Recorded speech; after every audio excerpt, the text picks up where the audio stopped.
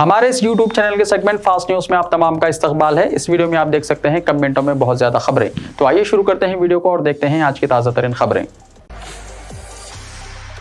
तेलंगाना के बेरोजगार नौजवानों के लिए खुशखबरी, सरकारी मुलाजिमत के लिए उम्र की हद में इजाफा। कांग्रेस हुकूमत ने इख्तियार में आने के बाद 2 लाख नौकरियों पर तकर्रुरात का वायदा किया था। मेगा डीएससी और दीगर नौकरियों के लिए उम्र की हद में मजीद 2 साल का इजाफा करने का फैसला किया है, क्योंकि नोटिफिकेशन में ताखिर हो सकती है। मौजूदा बालाई उम्र की हद 44 साल से बढ़ाकर 46 साल कर दी गई है, लेकिन महकमे पुलिस की नौकरियां इससे मुस्तस्ना हैं। इस सिलसिले में चीफ सेक्रेटरी ने एक जियो जारी किया है। पेट्रोल खत्म होने पर बाइक टैक्सी से नहीं उतरा ग्राहक, मजबूर ड्राइवर इसे ढकेलता हुआ ले गया। हैदराबाद में अजीबोगरीब वाकया, वीडियो सोशल मीडिया पर वायरल। इन दिनों बाइक टैक्सी की मकबूलियत में इजाफा देखा जा रहा है। लोग ट्रैफिक में जल्द से जल्द अपने मुकाम पर पहुंचने के लिए इसका इस्तेमाल कर रहे हैं। बाज़ दफा रैपिडो चलाने वालों की मजबूरियों को देखकर कुछ लोग हमदर्दी का इजहार करते हैं, लेकिन हैदराबाद में पेश आए एक अजीबोगरीब वाकये में ग्राहक ने पेट्रोल खत्म होने पर बाइक से उतरने से ही इनकार कर दिया। शहर से ताल्लुक रखने वाले एक शख्स ने रैपिडो बुक कराई। रास्ते में अचानक गाड़ी में पेट्रोल खत्म हो गया। रैपिडो ड्राइवर ने ग्राहक से गाड़ी से उतरने और पेट्रोल पंप तक पैदल चलने की ख्वाहिश की, जिस पर ग्राहक ने इनकार कर दिया, जिस पर ड्राइवर के सामने अजीबोगरीब सूरत हाल पैदा हो गई। आखिरकार रैपिडो ड्राइवर ग्राहक को बाइक पर बिठाकर गाड़ी को ढकेलता हुआ पेट्रोल पंप तक पहुंचा। सड़क से गुजरने वाले बाज़ अफराद ने इस मंजर की वीडियोग्राफी कर ली और यह वीडियो तेजी के साथ सोशल मीडिया पर वायरल हो रहा है।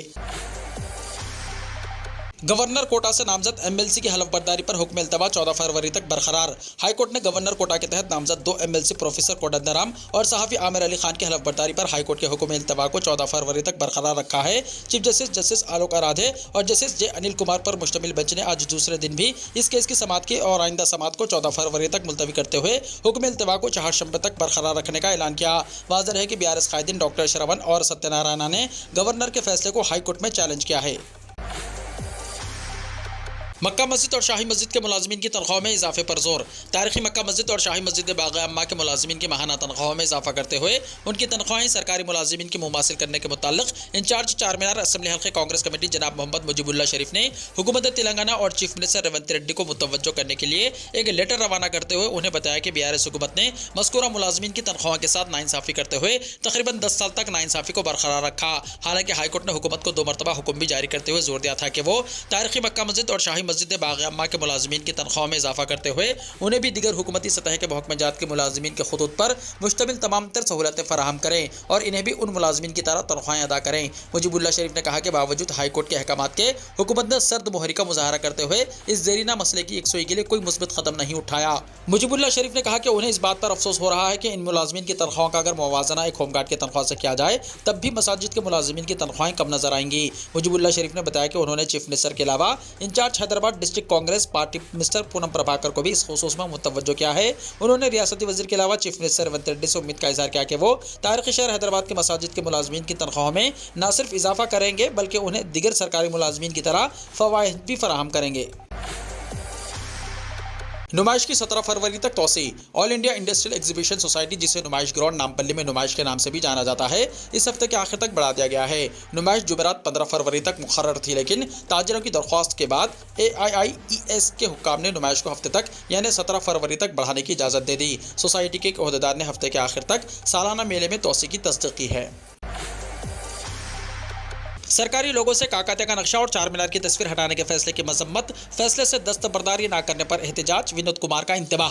बीआरएस के सीनियर कायद और साबिका रुकने पार्लियामेंट बी विनोद कुमार ने रियासत के सरकारी लोगों से काकातिया दौर के नक्श और चार मीनार की तस्वीर को हटा देने चीफ मिनिस्टर रेवंत रेड्डी के ऐलान और रियासती काबीना में लिए गए फैसले की शदीद मजम्मत की और हुकूमत से मुतालबा किया कि वो अपने फैसले से दस्तबरदार हो जाए, बसूरत दीगर बड़े पैमाने पर अवामी तहरीक शुरू की जाएगी।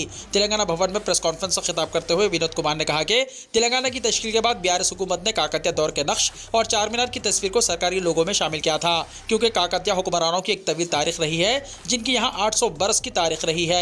इसी तरह कुतुबशाही दौर की तारीखी इमारत चार मीनार भी 400 से ज़ायद साल की तारीख रखता है। ऐसी इमारतों की तस्वीर को सरकारी लोगों से हटाने का फैसला गलत है।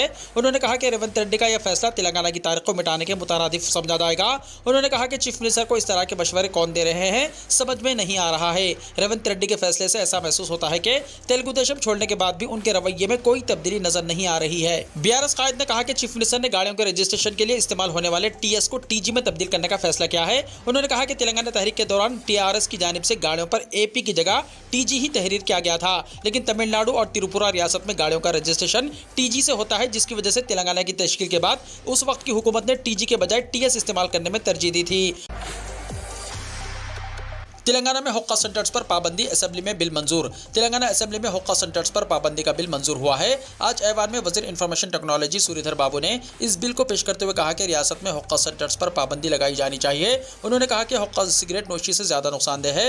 हुक्के पर पाबंदी का फैसला 4 फरवरी को रियासती काबीना के इजलास में किया गया। उन्होंने कहा कि हुक्का सिगरेट से 1000 गुना ज्यादा नुकसानदेह है। एक बार जब इसकी आदत हो जाए तो नौजवान नशे का शिकार हो जाते हैं। कांग्रेस हुकूमत ने रियासत तेलंगाना के नौजवानों और आवाम की सेहत पर तवज्जो मरकूज करते हुए इस पर पाबंदी आयद करने का फैसला किया है। तमाम जमातों ने बगैर किसी बहस के ऐवान में हुक्का पाबंदी बिल की मुत्तफ़िक़ा तौर पर मंजूरी को यकीनी बनाया। इस बिल की मंजूरी के साथ ही रियासत में हुक्का सेंटर्स बंद हो जाएंगे। हुक्के से मुताल्लिक़ किसी भी शय को खरीदना या फरोख्त करना जुर्म करार दिया गया है। सूरीधर बाबू ने बिल को मुत्तफ़िक़ा तौर पर मंजूर करने पर ऐवान में तमाम जमातों का शुक्रिया अदा किया।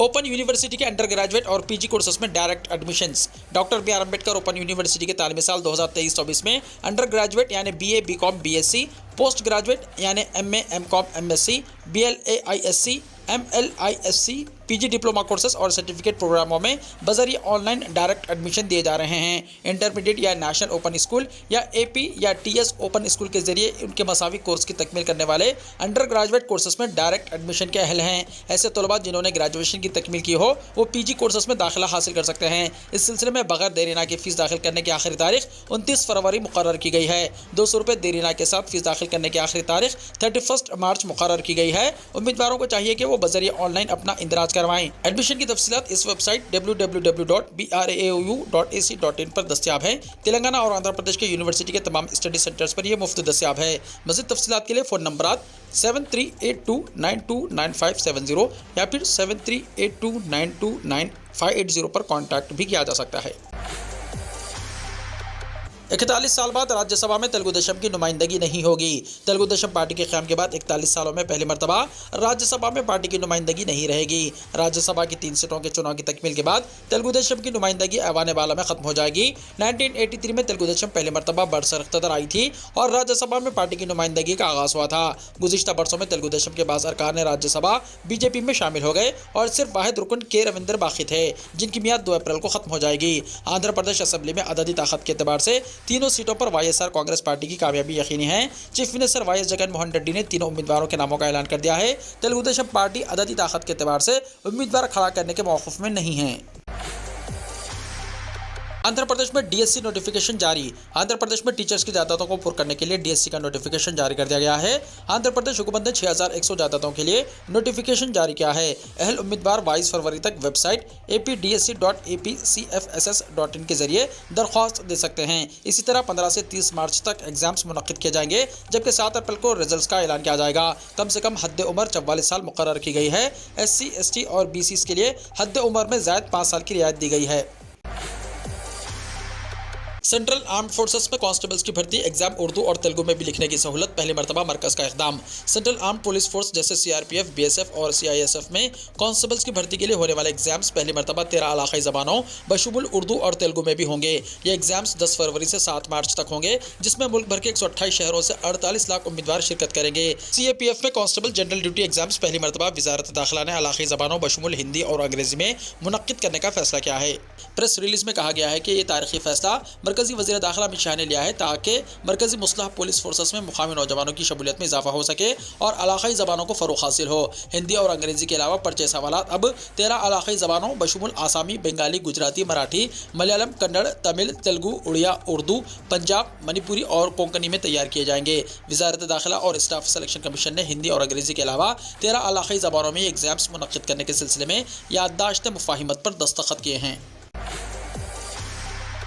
मौलाना सलमान अज़हरी को नफरत अंगेज़ तकरीर के दूसरे मामले में मिली जमानत। गुजरात के कच्छ ज़िले की एक अदालत ने मुबल्लिग़ इस्लाम मुफ्ती सलमान अज़हरी को नफरत अंगेज़ तकरीर के मुकदमे में जमानत दे दी। अज़हरी के खिलाफ 3 मुकदमात दर्ज हैं। पहले FIR के बाद इन्हें गिरफ्तार किया गया था। मौलाना सलमान अज़हरी को ज़िले के सुमख्याली कस्बे में तकरीबन 2 हफ्ते पहले एक मजहबी प्रोग्राम में नफरत अंगेज़ तकरीर के मामले में जमानत मिली है। सुमख्याली पुलिस के सब इंस्पेक्टर विशाल पटेल ने बताया कि Bhachau judicial magistrate first class Y Sharma ने मौलाना को जमानत दे दी। पटेल ने कहा कि जमानत मिलने के बाद अज़हरी को राजकोट सेंट्रल जेल ले जाया गया जहां से अरावली पुलिस इन्हें नफरत अंगेज़ तकरीर के तीसरे मामले में मोडासा पुलिस स्टेशन में दर्ज करके हिरासत में लेगी। 8 फरवरी को भाचाऊ की अदालत ने सलमान अज़हरी को इतवार तक पुलिस हिरासत में भेज दिया था। इतवार को जब अज़हरी को अदालत में पेश किया गया तो उनके वकील ने जमानत की दरख्वास्त दायर की। अदालत ने फरीक़ैन के दलाइल सुनने के बाद इनकी दरख्वास्त जमानत मंजूर कर ली। वोटर्स की तादाद में हिंदुस्तान दुनिया का नंबर 1 मुल्क। हिंदुस्तान का शुमार दुनिया की अजीम जमहूरियतों में होता है, जहां अवामी राय की बुनियाद पर हुकूमतों को मुंतखब किया जाता है। राय दही के बारे में आवाम की दिलचस्पी में इजाफे का अंदाजा इस बात से लगाया जा सकता है कि वोटर लिस्ट पर नजरसानी में हर साल नए वोटर्स की तादाद में इजाफा हुआ है। हिंदुस्तान में राय दहिंदों की मजमूई तादाद के बारे में इलेक्शन कमीशन के इदाद-ओ-शुमार के मुताबिक जुमला वोटर्स 96 करोड़ 88 लाख हैं और ये तादाद दुनिया में किसी भी मुल्क के राय दहिंदों में सबसे ज्यादा है। इलेक्शन कमीशन की फहरिस्त राय दहिंदगान यानी वोटर लिस्ट जो लोकसभा चुनाव के लिए जारी की गई, इसके मुताबिक वोटर्स की तादाद में हिंदुस्तान दुनिया में नंबर 1 है। नीतीश कुमार ने जीता एतमाद का वोट, एनडीए हुकूमत के हक में 129 वोट। बिहार में नीतीश कुमार की क़यादत वाली एनडीए हुकूमत ने असेंबली में अपनी अक्सरियत साबित कर दी। असेंबली में नीतीश कुमार की हुकूमत के हक में 129 वोट डाले गए। आरजेडी लीडर तेजस्वी यादव ने कहा कि उन्होंने बिहार के वज़ीर आला नीतीश कुमार को हमेशा बाप की तरह समझा है और वो नहीं जानते कि इन्हें ग्रैंड अलायंस छोड़कर एनडीए में वापस आने पर क्यों मजबूर किया गया। एतमाद के वोट पर बहस के दौरान तेजस्वी ने रिकॉर्ड 9वीं बार और 5 साल की मियाद में तीसरी बार वज़ीर आला के हलफ लेने पर भी तंज किया और कहा कि ऐसी मिसाल पहले कभी नहीं देखी गई। साबिक नायब वज़ीर आला ने कहा कि मैंने हमेशा नीतीश कुमार को दशरथ के तरह समझा, मुझे नहीं मालूम कि वो अजीम इत्तेहाद को धोखा देने पर क्यों मजबूर हुए। उन्होंने कहा कि बीजेपी बिहार में ग्रैंड अलायंस हुकूमत से खौफजदा थी। खतर में कैद बहरिया के साबिका हिंदुस्तानी फौजी रिहा, वजारत खारजा ने खतर के फैसले का किया खैर मकदम। खतर में कैद बहरिया के साबिका हिंदुस्तानी फौजियों को रिहा कर दिया गया है। वजारत खारजा ने इस सिलसिले में एक प्रेस रिलीज जारी की है। वजारत खारजा ने कहा कि हुकूमत हिंद 8 हिंदुस्तानी शहरियों की रिहाई का खैर मकदम करती है जो दोहरा ग्लोबल कंपनी के लिए काम कर रहे थे और जिन्हें कतर में हिरासत में लिया गया था। हम कतर के अमीर की तरफ से इन शहरियों को रिहा करने और इन्हें वतन वापस आने की इजाज़त देने के फैसले का खैर मकदम करते हैं। इन 8 हिंदुस्तानी शहरियों की गिरफ्तारी का मामला दोनों मुल्कों के दरमियान सिफारती कशीदगी को बढ़ा रहा था। कतर ने अगस्त 2022 में इन हिंदुस्तानियों को गिरफ्तार किया था, लेकिन इनकी गिरफ्तारी की वजह कभी नहीं बताई। इससे पहले हिंदुस्तान ने इन हिंदुस्तानियों को दी गई सजाए मौत के खिलाफ दोहा में अपील भी दायर की थी। इसके बाद गुज़िश्ता साल कतर ने इन हिंदुस्तानी शहरियों की सजाए मौत में कमी की थी। वाज़ेह है कि काफ़ी अरसे से ऐसे इशारे मिल रहे थे कि कतर इन 8 फौजियों को रमज़ान या ईद से पहले रिहा कर सकता है। ताहम ये ऐलान वज़ीर-ए-आज़म नरेंद्र मोदी के मुत्तहिदा अरब अमारात यानी यूएई के 2 रोज़ा दौरे पर रवाना होने से एक दिन पहले सामने आया है। यह भी बताया जा रहा है कि तकरीबन 750 हिंदुस्तानी अब भी कतर की जेलों में बंद हैं। हिंदुस्तान की यूपीआई खिदमात अब श्रीलंका और मॉरिशस में भी शुरू। हिंदुस्तान की यूनिफाइड पेमेंट इंटरफेस यानी यूपीआई खिदमात पीर को श्रीलंका और मॉरिशस में एक वर्चुअल तकरीब के दौरान शुरू की गई। इस दौरान हिंदुस्तान के वज़ीर-ए-आज़म नरेंद्र मोदी, श्रीलंका के सदर रनिल विक्रमासिंघे और मॉरिशस के वज़ीर-ए-आज़म प्रवन जगन्नाथ ने वर्चुअल मीडियम के जरिए शिरकत की। यूपीआई खिदमात के आगाज़ से श्रीलंका और मॉरिशस का सफ़र करने वाले हिंदुस्तानी शहरियों के साथ साथ हिंदुस्तान का सफ़र करने वाले मॉरिशस के शहरियों के लिए अदायगियों में आसानी होगी। इस इक़दाम से डिजिटल राब्ते में इजाफा होगा। इस मौके पर अपने खिताब में वज़ीर-ए-आज़म मोदी ने आज का दिन बहरे हिंद के 3 दोस्त ममालिक के लिए खास करार दिया। उन्होंने कहा कि आज हम अपने तारीखी रिश्तों को जदीद डिजिटल तरीके से जोड़ रहे हैं। यह हमारे आवाम की तरक्की के लिए हमारे अज़्म का सबूत है। उन्होंने कहा कि इससे हमारे दरमियान सयाहत में इजाफा होगा। भारत, श्रीलंका और मॉरिशस, मुझे यकीन है कि हिंदुस्तानी सयाह भी वो मुकामात पसंद करेंगे जहाँ यूपीआई खिदमात दस्तयाब होंगी। वज़ीर-ए-आज़म मोदी ने कहा कि गुज़िश्ता साल श्रीलंका के सदर और मॉरिशस के वज़ीर-ए-आज़म के हिंदुस्तान के दौरे के दौरान दोनों ममालिक ने एक विजन दस्तावेज़ को अपनाया था। मालियाती राब्तों में इजाफा इसका एक अहम हिस्सा था। वज़ीर-ए-आज़म ने एतमाद के साथ कहा कि श्रीलंका और मॉरिशस के यूपीआई सिस्टम में शामिल होने से दोनों ममालिक को भी फायदा होगा। उन्होंने खुशी का इजहार करते हुए कहा कि एशिया में नेपाल, भूटान, सिंगापुर और खलीज में मुत्तहिदा अरब अमारात के बाद अब अफ्रीका में मॉरिशस से रुपये कार्ड लॉन्च किया जा रहा है। इससे मॉरिशस से हिंदुस्तान आने वाले लोगों को भी सहूलत मिलेगी। गजा के शहर रफा पर इसराइली हमलों में हलाकतों की तादाद 100 के पार।